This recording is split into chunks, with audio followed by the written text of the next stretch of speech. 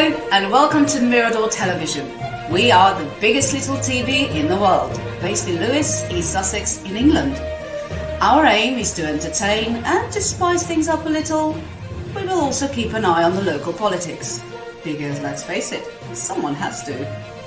Our programs range from stories about the local people to stories about people from all the way across the pond. Brought to you by our wonderful colleagues in New York. So why not sit back, relax with your favourite cuppa, or maybe your favourite tipple, and enjoy. This is Mirador Television.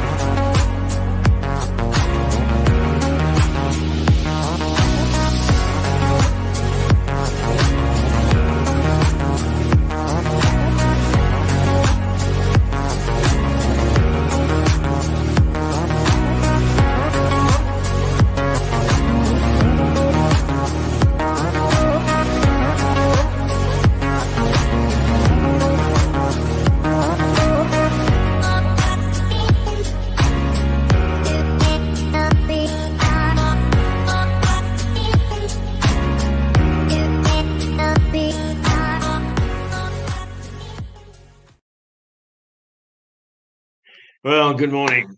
Mirador Television again. We're back on track, ready to huff and puff our way through the week, adding a little bit at a time so that our brand new look will come in as we go along. Paul Fowle is lurking in the wings to join us in a moment or two.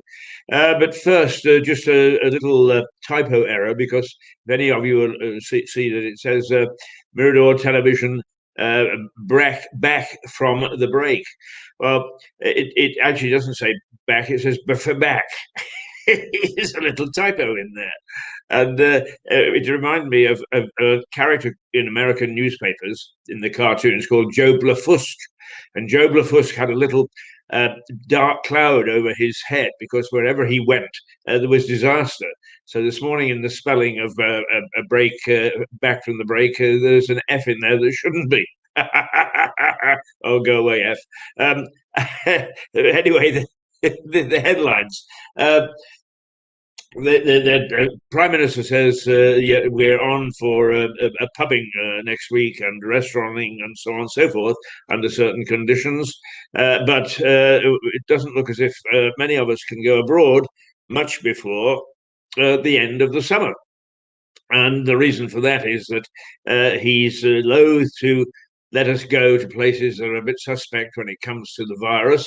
And if you do want to go to those places that are clear, you have to pay a pretty hefty bill to have your tests and to make sure that you're okay, or to stay in a hotel, not of your choice, when you come back. So it's all a bit rough, and the travel chiefs are all up in arms about it. The other thing is that yesterday's news was that there will be a blanket testing that's put out across the country, where we can test ourselves twice a week. There's a little kit that you can get from the a chemist, which is paid for by the government, and you stick something up your nostril and down your throat, and 30 minutes later you know whether you've got the dreaded lurgy or not. So that's also controversial. Of course, what we're talking about here is how much government becomes the nanny state and the freedoms are taken away. We've also forgotten that other things happen in the world, and Paul Fowle is going to talk about that. But first, I think perhaps we'd better just check up on the weather, if I can find it. I think that's it. Let's have a go.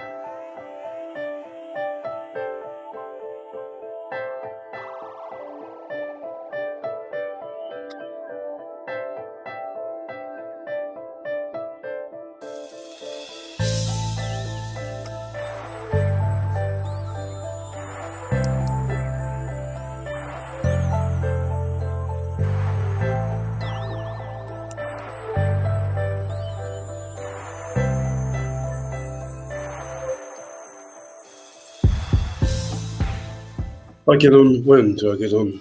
I don't know. 10 minutes.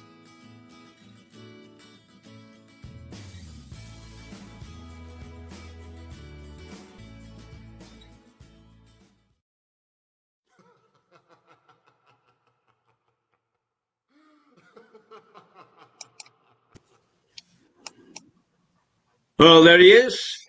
Right. Ready to go. Good morning. Good morning, Keith. Before I start, you'll notice I'm wearing a blue and white Brighton Hove Albion scarf. Now, for the viewers only, Keith has such sartorial elegance. I just want to match him because his scarf is far better. But what we've got now is what I call scarf wars. There we are, Keith. Oh, it's so early in the morning. So early in the morning. Yeah. Did you have a good holiday? Did I? Well, I saw you, didn't I? During Yes, the holiday. I think you did. Apart from that, yes. No, it was good, Keith. And yeah, obviously it's nice to be back on the channel and talk to our viewers. A lot's happened in the last few days, it seems. Indeed, it looks as though news has accelerated. Yeah.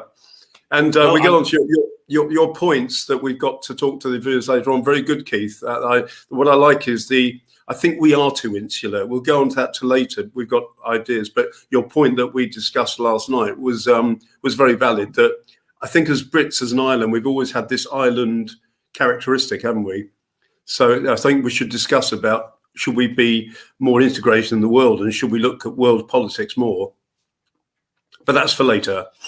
Yeah, I mean, one of the interesting things is, Paul, that I think that as an island race, we have been quite interested in what's happening because we've had an empire and so on and so forth, much more so than Americans, for instance, who are only really interested in their own country, vast though it is, and some of them don't even know where Canada is. But by the same token, I think that because of COVID, what my concern is that, I had to go searching, even in the papers, for what's happening overseas. And I think that's a bit dangerous. Yeah. Yes. Yeah. But over to you, and because all sorts of things have dominated the airwaves, and we also must dominate the same things. Well, the latest news items I've got is a big one, is this COVID passport argument, Keith, where many Tory MPs are saying it'll create a two-tier system, i.e. vaccination passports make sense if you're travelling abroad, but it seems as though, if I'm reading this right, they want to use it in life in England. Now, it hasn't been decided yet, but it's been suggested, which worries me. How would we all react if we had to have passports internally to travel? I think that's what they're getting at. If I'm wrong, I beg your pardon. But the vaccine passports have been controversial ever since they've been introduced, though, Keith. So watch this space. Yeah. I mean, it is becoming a key issue, isn't it? Because I mean, I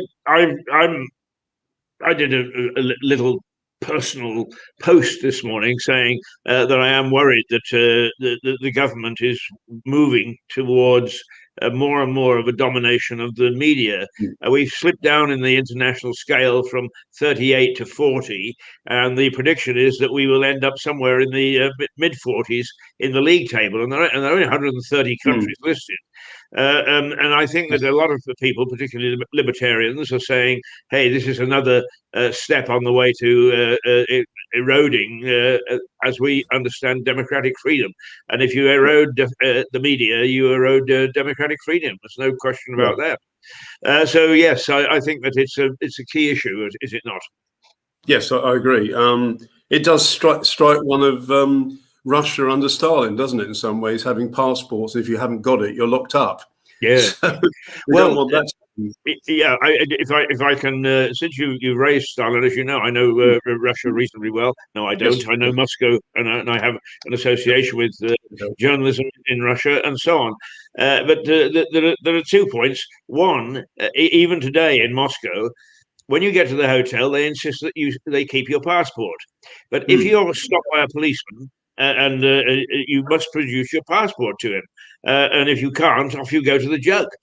So you're caught between 2 different segments of society who both want your identification. The other thing is that was a bit worrying is that there's a lovely lady, is a very good journalist, and her father ran a dissident newspaper in Moscow, and the government didn't close him down. No. What they did was they bought the building that his newspaper was in, then decided that they would lease it to all their government friends, and they chucked him out onto the street. And that was it. And that's how they closed down a dissident newspaper. You know, there are many ways of doing it, and it can become frightening if you don't keep an eye on it and keep watch. And I know that some people are really worried, and perhaps you can tell us a bit more about the most recent legislation that is either going through or proposed, which is going to tie us down a wee bit more to what the government can look at and what it can't, and how much it can intrude in our lives. Yeah. Frightening, I think. I think along with mental, good points, Keith. Along with mental health, I think the spy and the camera, the government taking control, it becoming more William is our equally important issue, and that's got to be discussed. How far can government go to tell us what should they tell us, what shouldn't they tell us? It has to be security, but I just don't think we're getting the actual truth, Keith. And actually, many of my friends on this easing, a lot of people I think doubted that we'd make a lockdown, locked up, if you like, and make April the 12th. Many people, I believe, thought the government might move the pillars again. I think Boris realised that would be the thin end of the wedge. So it's interesting that, Keith. It's I think the public are well aware of that. Are we under Big Brother? That's going to be the big question. Well, I've just very, very briefly been looking at the diaries that this chap, Alan Duncan, has been producing, and he's very scathing about just about everybody in the in the cabinet, and he's ameliorated his. He called Boris a buffoon to start off with, but now he said when he stood up to Russia over the poisonings and so on, that he really was at his best. He was the finest British bulldog, and away he went. So he said he's not a bad chap for that, but he can be a bit of a buffoon when it comes to as he was as foreign secretary. But you know, if in fact there is accuracy, and you have to be very careful about how much this chap is using his own bile and spite because of the way he was treated. But if there's accuracy over his description of some of the people in the cabinet, I wouldn't worry about Boris. I think probably he's old school, upper class, yes, all those things, but that his feel for a free Britain is far greater than some of those people in his cabinet who have come up the hard way, and I admire them for that, but now want to control us to make sure that we stay in line. And I find the whole thing very worrying, to say the least. Well, if you look at an aspiring young MP from any town in England, his thoughts are, they're going with great ideas and intentions, Keith. I think with the 3-line whip and the whips, etc., they're actually bullied into towing the government's line, aren't they? And if you cross that line, you get punished. That can't be good. It has to be a bit more. They should be able to speak freely, not breaching security or people's lives, but actually speak on big subjects on their own individual views as well. Yeah. Not just 310 MPs having the same yes. Surely we want politics to be a discussion, a constant discussion between the two oppositions. But I do think. Yeah, the thing I've noticed, people have meant Orwellian is coming back into vogue again. I think that people, that, and I think that's right. I do think that most people have probably read Orwell or know about Animal Farm. I think that's the best lesson we could learn. Just watch that again. Absolutely, some are more equal than others. That certainly is smacking of our democracy at the moment. You mentioned what an MP should do, and I think that's very astute of you. I had supper a couple of weeks ago with Norman Baker, who was our former MP. And Norman and I don't sit at the same ends of the political spectrum, but we have very feisty discussions about our politics. And although we've not always seen eye to eye, we've become friends, and we have a drink about once every couple of weeks. And the one thing I would say about Norman Baker was that he was a very good constituency MP. He knew the things that were bothering his constituents, and he was everywhere seen. Now, nothing against Maria Caldwell. She'll do her thing in her own way. But I've never met the woman. I've had lots of conversations via email, and in the early part, I asked if she would meet me because not entirely unknown and a bit of a journalist, and we've got Mirador going. And she said, "Oh, yeah, look forward to it," and then kept putting it off. So I've never met her, and I think that if these MPs understand that we as constituents expect them to reflect some of our thinking, is rather than just the government's thinking in reverse. And that's what's happening right around the country, I think. We're getting MPs who aren't good constituency MPs. They may be good MPs as far as the government is concerned, but not as far as we're concerned. And you know me, Jenkins Ear War. I will tell everybody about Jenkins Ear War before the end of the morning. You were there, weren't you? Remember Admiral Byng? Admiral Byng was the boss at Jenkins War. Do you remember that? Byng was shot. It could be. Yeah, history. It was in the 1700s. Yeah. Right. Okay. On you go with the next point. Well, just to your point, Keith, on the MP thing, I think that I'm not going to defend MPs, but I will say that the constituent MP who wants to be a good constituent MP and he's taken away by government in many ways. If you become too close, the government, I guess you're working for the government, well, you are, and working for the people, it'll be tough for an MP to make a choice. He's either got to spend a lot of time in the constituency or spend a lot of time on the bills in Parliament. So I can see why Edmund Burke brought up the 2MP thing, and that's a good idea, but might not work. But the current the system isn't working anyway. So maybe we should look at the reforms. Do MPs have enough time? Are they wasting their time on minuscule things? I think it's great. I think Peter Kyle does this in Hove, I believe. Goes around. He's a very caring person. I know that. And whatever hue you are, I think he represents Hove fairly well, as Norman Baker represented Lewis. So you have these MPs, but they probably get castigated for being too friendly with their constituents. That's right. Well, they're also passed off as being peculiar. And Norman and I do laugh because in his first year, he said, he was a nice naive MP, never been in the House before. Yeah. And he went down. He's still in the record books as asking more questions at Prime Minister's Question Time in one session than any other MP. Yeah.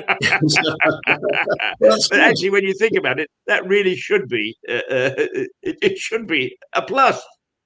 Yeah, Yeah, if you're I a mean, nuisance, that's right.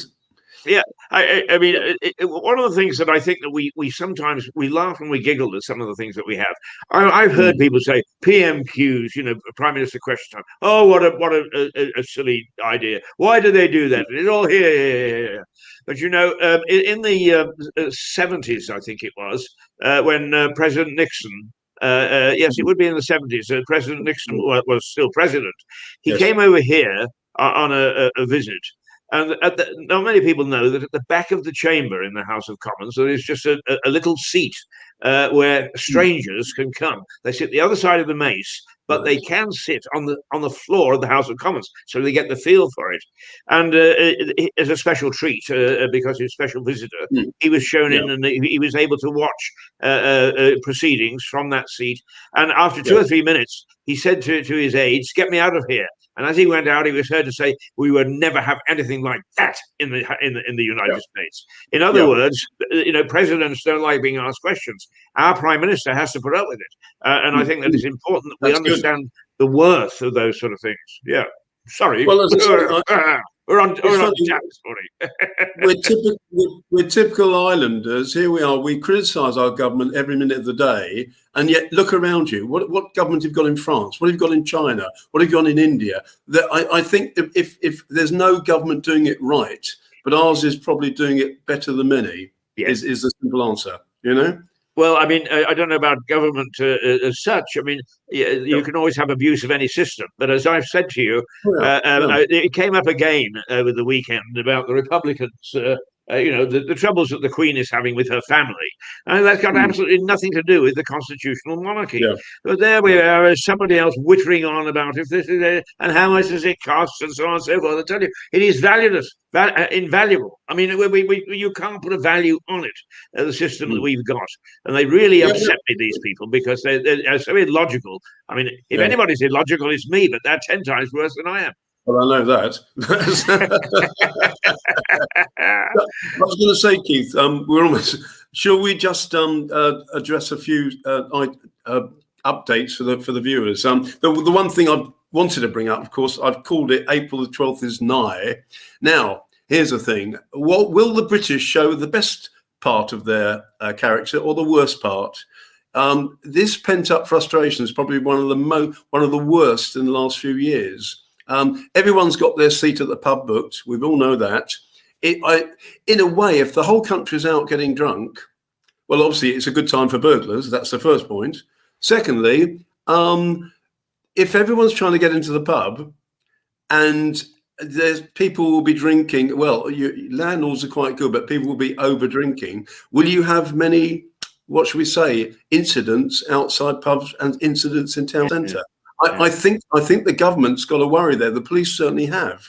So that's a thought, because not everyone's going to behave like the end of the Second World War, all wonderful kissing each other. There's going to be fights. There will, Keith. It's pent up frustration. So it's an interesting question. That how will the police handle it, and have the government got any plans for that? Because there's a lot of people going to be in pubs on the same day. What's your thoughts? Well, much is said about the British character and so on and so forth, and then other people say, "What British character?" It's all a myth.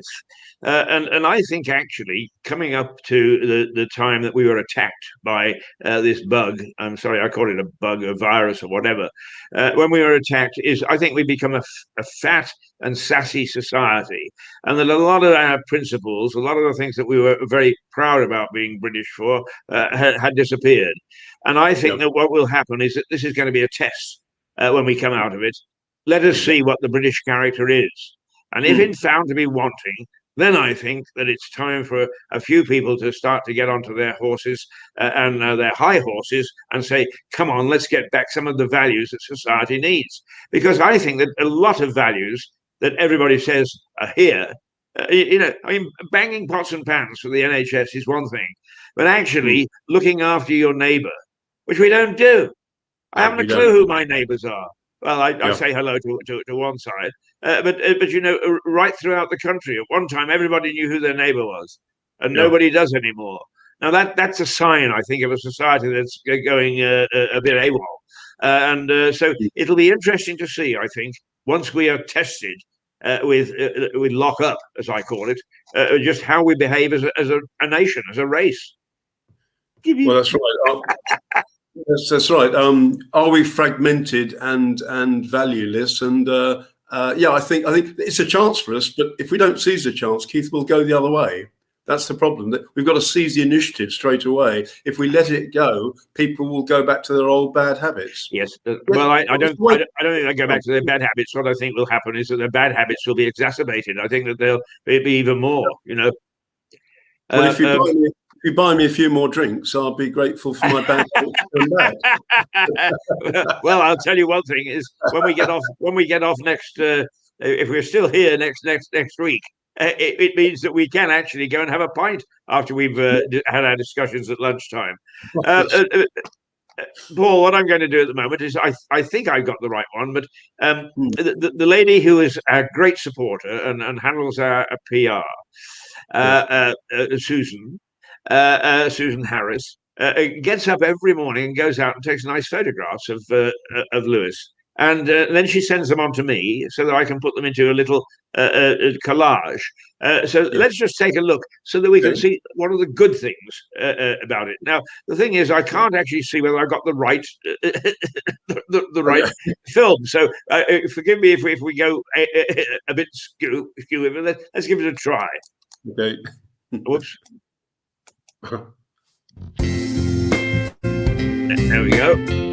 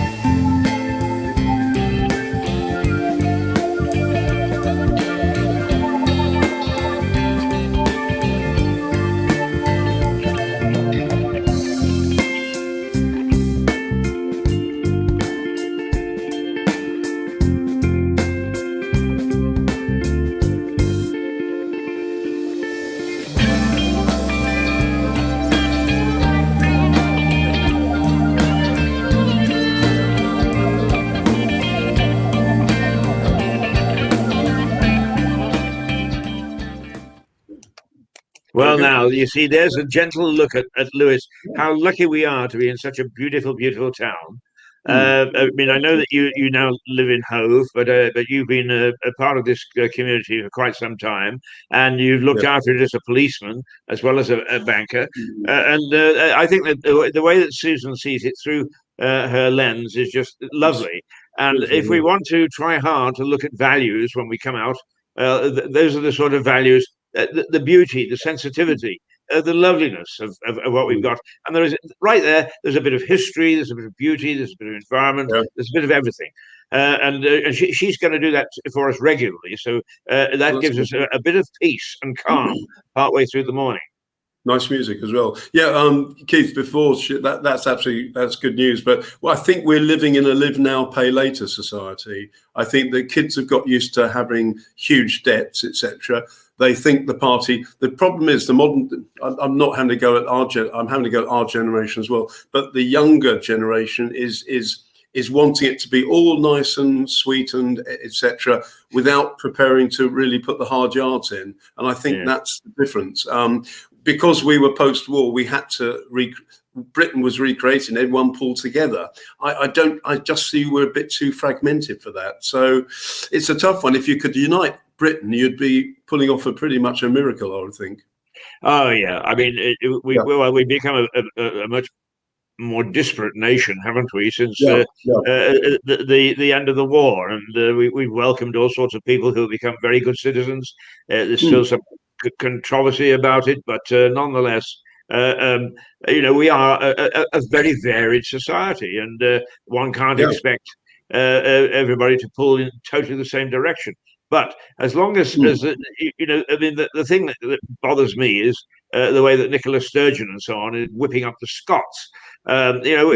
Yeah, everybody's joked and so on and so forth. But I've never met a Scot yet that I didn't like, that I didn't get along with, that I didn't belly up to the bar with, and that we didn't actually find that we got a lot of joint problems. And all this divisiveness is just well, I mean, I suppose that those people Mm. in Scotland and to some extent those people in Ireland whip these things up out of a sense of I can take control.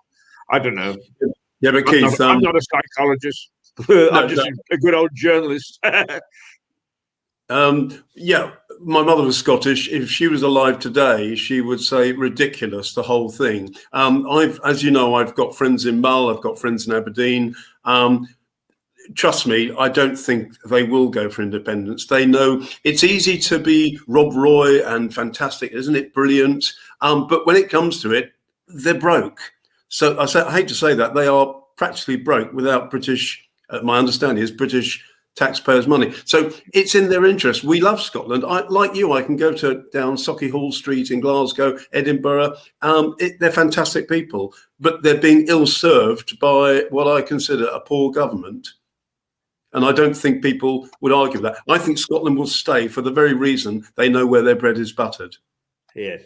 Well, I mean, yeah.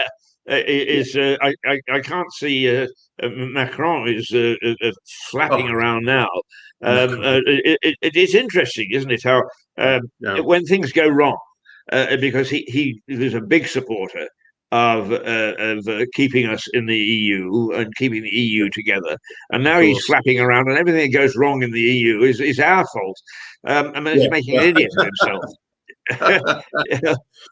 Well, I'll say this to the viewers. I've obviously studied the EU, and I've worked, as you know, I work for the EU in Eastern Europe, and I know what they do. Basically, France is a bit cheeky because they're getting grants that they shouldn't get. They get the bulk of the farming grant for the EU. They are spoiled, and here they are bleating. But there's one thing I like about France, and my family is come from Normandy originally. The thing I like about France is that they take action. They might burn sheep, they might block roads, but they actually do care about what their government's doing. We could probably, I'm not saying we burn sheep, etc., to get notice, but you see my point, Keith, that the French are quick to anger sometimes because of politics, etc., and they express their views very strongly. We kind of go the other way. Oh, well, does it really involve me? Do I really need to look at this? Yeah. I wonder how many people actually watch the budget. In Germany, if the budget is being done, the Germans generally watch it. I think you and I were obviously covering it, but how many people actually watch the budget? Yeah, It's yeah. probably the most important budget since the Second World War. So interesting, isn't it? We Brits, I think we're nice people, but boy, do we get apathetic. Not my Yeah, problem. I couldn't agree more. I mean, at election time, national elections, we do get stirred up a bit. But I mean, local Yeah, elections is. I'm trying hard to be fair here, but I'm pretty sure that the last figures I saw was only about 30% of us turn out to elect our yeah. local councillors. And yet they have far more influence over things that we do than the people up in Westminster. I mean, it's crazy. Hmm. But you can lead people to water, but you can't force them to drink. Well, you Yes, could force me to drink anytime, but yeah, not water. it's quite sad because that's right. Yeah, but Emily Pankhurst, I think Emily Pankhurst and the suffragettes who did wonders really and risked their lives, they must be turning in their grave to see that. Yeah. To get the vote was incredible for anybody. To get the vote in Saxon times, I don't think we realise how precious it is. I think sometimes we take things for granted, Keith. We really do. Yes, we are a successful island, but hey, we've got some troubles now. Will we stand up and face those troubles? I hope that everyone is united. But I just see some little chinks of what should we say, weakness in the British approach to things, Keith. In the old days, as somebody said about Britain, we're quick to anger but slow to get things sorted out. The Second World War proves that. We galvanised. We were the first to get the army out. So we're brilliant in those things. But when it comes to something that we don't want to know about, we kind of just shut our eyes. We're an unusual island race, but everyone likes us. And I think because A, we're eccentric, and B, we do speak our mind. But the French really go that one step further and burn sheep.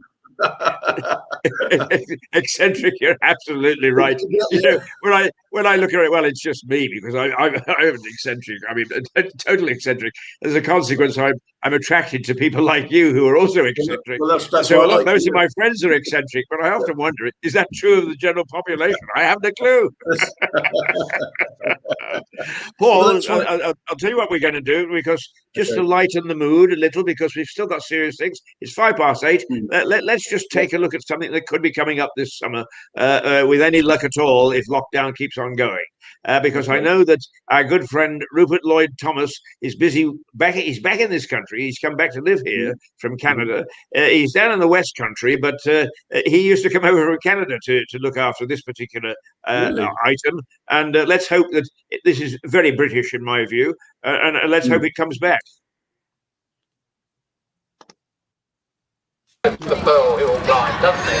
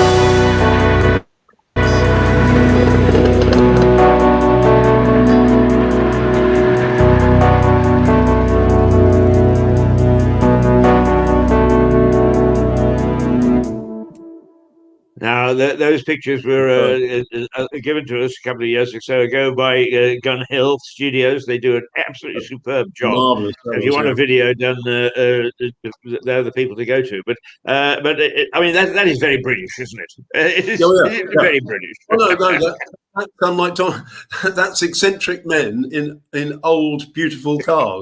And that could only be Britain, couldn't it? There's no one else does that.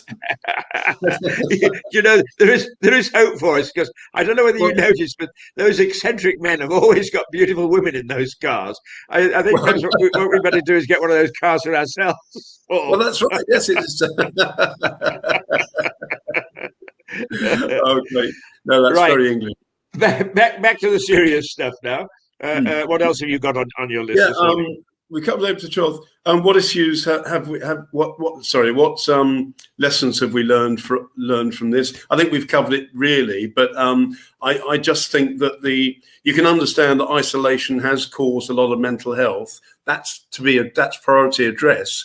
Then make sure that governments take steps not to, excuse my language, piss off the population, but the government must realise the population has gone through a lot. It's been tough on many people. we've got to be kept informed by them and told good news and bad news. It's got to be a new way of government, Keith. I'm not saying, Boris actually talked about root and branch. I think that's just words, but why can't you have a root and branch reform of main governments, civil service, etc.? I think, as we've said, Keith, and I think other people have agreed, there's too many layers of bureaucracy, and that's another reason why people are put off. They get apathetic because they can't be bothered. Councils are like that. Inner government departments are like that. I thought Yes Minister, the programme, got it absolutely right. That was absolutely brilliant. The civil service can control everything. So that's what we've got to look at. I don't know whether the government, Boris seems to be wanting to reform things, but it could be idle chat. But I think, would you agree that I think we need to shine a light on all these dusty old civil service departments, get everything modern and make sure they're efficient. I think many people are taking money with under false pretenses. Yeah, I mean, you struck a chord there, Paul, because in the news is the fact that one of the younger brothers of King Abdullah, I think it is, of Jordan, and I spent some time in Jordan, and he's been put under house arrest because he's stirring up a little insurrection.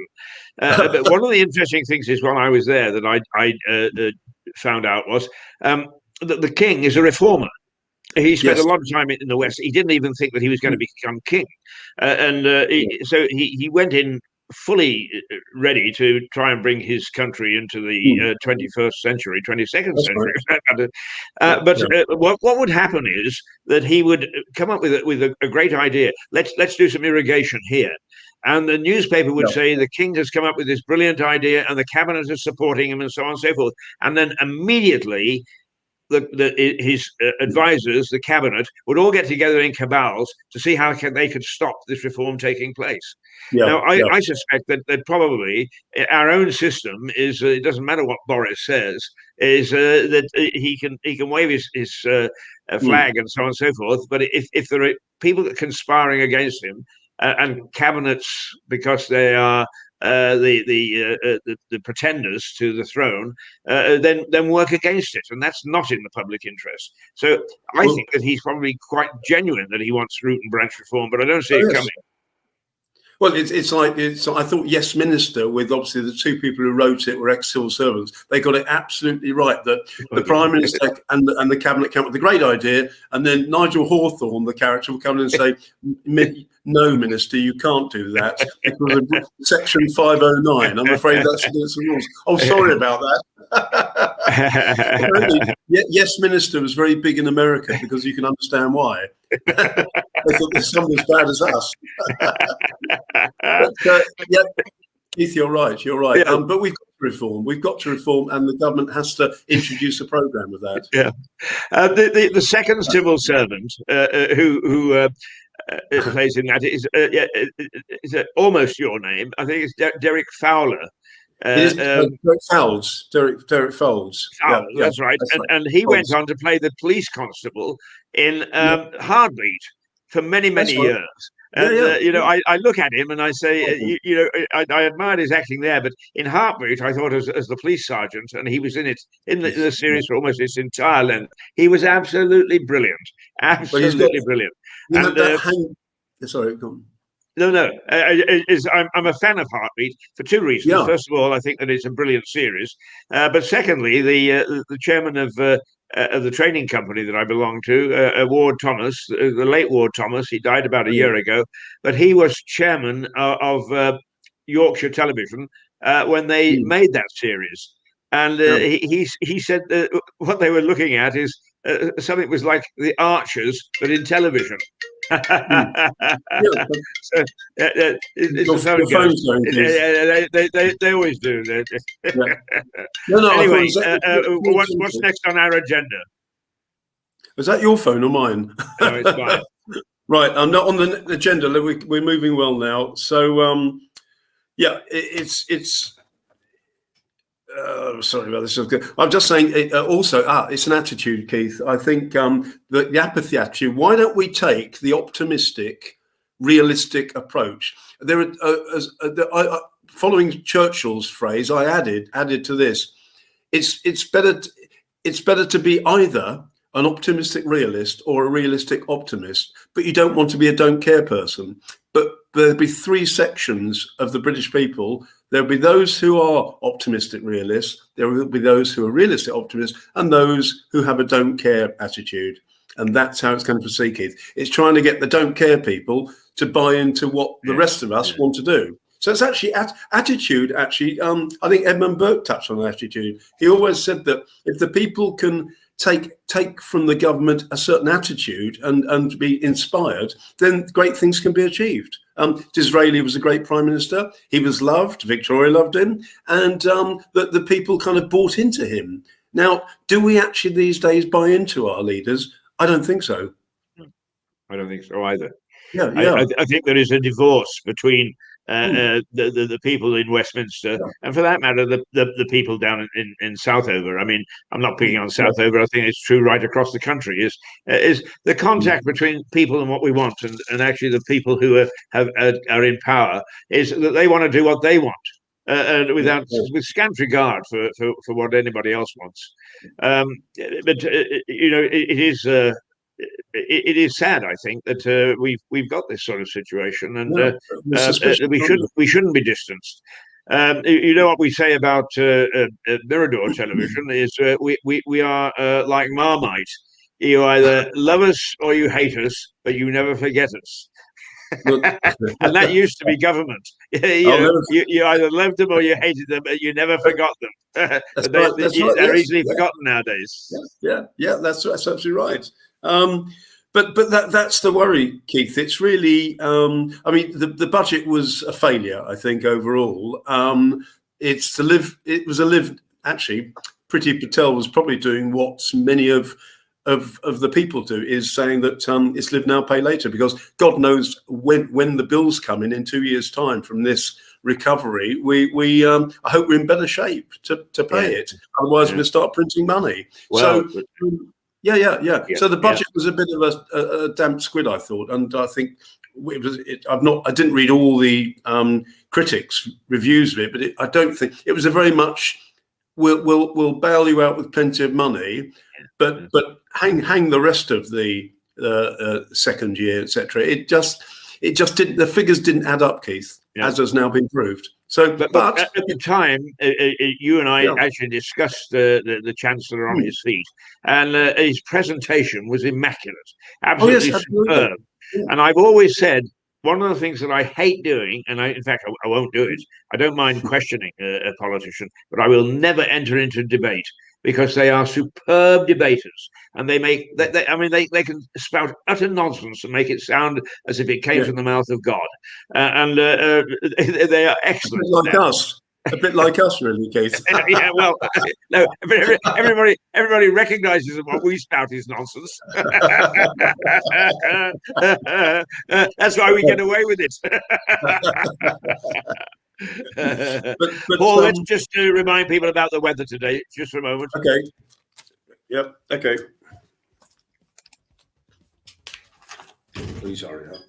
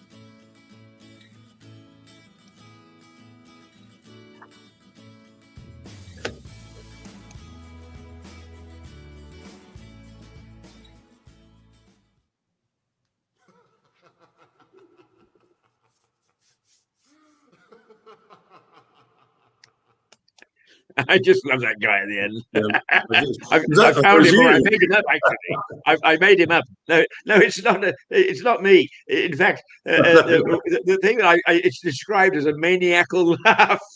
I It always is. thought that it was one of those cynical things. Is yeah. Dracula. Right. What next from you, Okay. Paul? Yeah. I think the controlling influence of government still worries me, especially with this vaccination passport. I think that Boris has to be he's got to do something different to persuade the population that he's the perfect answer, or he's the answer rather, is going to be very, very difficult. I picked this up on a bit of the news here, that there is a belief that there'll be the re-emergence of a Nazi type far right in this country. Now, we know Oswald Mosley happened. That happened in the Second World War. Could it happen again? Disaffected people could well do that, Keith. We might have a similar position to the far right in France. So the government has. It's tough. Any government would be finding this hard, but I kind of think they've overcooked COVID. I speak to many people over the phone, from an opera singer friend of mine to many other people, and there is maybe we're very suspicious people, but it's kind of like a controlling thing going on, Keith, where it's as though they prefer to deliver bad news. Oh, there's another lockdown, rather than good news. We're saying, well, there's a chance you can get out, and I think the whole thing's been overkilled. I gave the viewers the statistics, how small this is as a pandemic. I think it's ranked about number 21.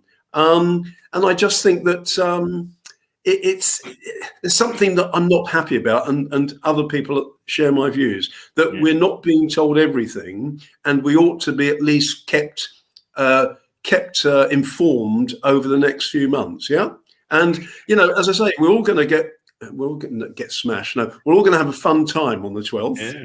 I hope, but knowing the Brits, we go quite wild. There will be problems, Keith. Then after that, schools opening, but it's going to take it's going to take a year, Keith, to really get things back to normal, I think. I welcome your view on the timeline. Do you think that's about right? To be quite honest with you, first of all, I don't think that society is going to go back to what it was pre-lockdown. Yeah, I mean, I think there are going to be fundamental changes, some good, some bad, but it's not going to be the same. But I think that you're being very conservative with your because remember that we've been under this for a year. And we've been used to having all this fake news and so on and so forth, passed on, I may say, by as many citizens as it is government. I mean, it's amazing the fake news that comes out on social media. People just accept what they see as being fact. But yes, I mean, I think that your concern is absolutely right.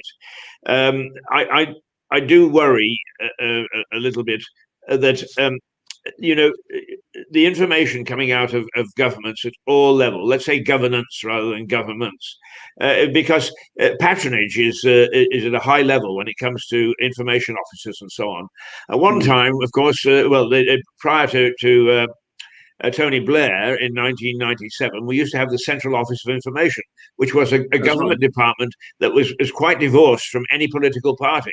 And then Tony, in his wisdom, decided no, they wanted people to talk about the good things that the government were and hide the bad things and so on and so forth. And that's through to this day at all levels. It's very rare that you can find anybody handling government PR, a governance PR at all levels, who hasn't either been, they've given them the job as a perk, or that they've actually been in government and they didn't know what to do with them, so they say, well done, thou good and faithful servant. Here you go and be our PR. And it's a very, very nasty state of affairs, in my opinion. I mean, I know. I'm an old loudmouth, and I'm as biased as anybody about all sorts of things. But the fact of the matter is, I do believe that what we should do is try hard to communicate. There should be communication between organizations, between people, between governments, and so on and so forth. And it ain't happening. It just is not happening. And that really, it grips me. It really does. I mean, if anything that upsets me, it's that. Well, good points, Keith. Following which is, whose responsibility is it? Is it our responsibility to be a bit more or be less apathetic? Is it the government's responsibility? Is it the bureaucrats? I think the first thing we have to attack is how the government system works. And I think the civil service, they're the ones who should be under the first eye. They're the ones who, after all, if we take Margaret Thatcher's, and I know many people didn't like her, but she made the point that really running a government is running a household. Absolutely right. And so that if you're in the household at the moment, you'll be thinking, what exactly are the civil servants doing? They can stop government bills, they can advise. Westminster is as accurate today as it was when it was made, Keith. I think. Oh, absolutely. Probably more so. Yeah, absolutely. MPs get away with blue murder, etc. I suppose it's a question of who invigilates the invigilator. It's a hard one, but I do think the government have a huge task on. But with the corporation of the people, if they get the people on board and buy into it, then we'll sail away again. Look, at the end of the day, I'll say this for foreign viewers as well. Britain has faced far worse things in the past. We've always, whatever generation is, we always get to the fore. We always sort it out, and we're never despondent. As long as we keep that attitude, Keith. If you all go, oh my God, it's all doom and gloom, then sure, that attitude will mean that we're not really committed to it. So it's a question of the. Yeah, Paul, you are absolutely spot on.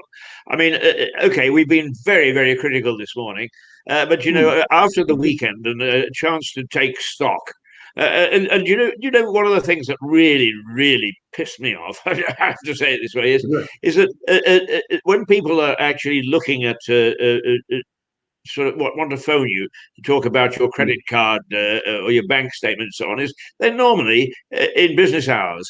Well, there were people doing it yesterday in a sacred holiday, if you like, and I mean, that's outrageous. And in fact, I know who it is, and I'm going to call their PR and tell them that this is not on, because here we are. We've got people going mad because they're locked in and they've got all sorts of worries and so on and so forth, and they can't even take one holiday day and not be hounded by these people. It's just not on. I'm afraid we have curmudgeoned our way through to 3 minutes before the end of the program. But Paul, I dug this out because we put this up about a month or so ago when we thought lockdown was going to be. Yeah, going to be working.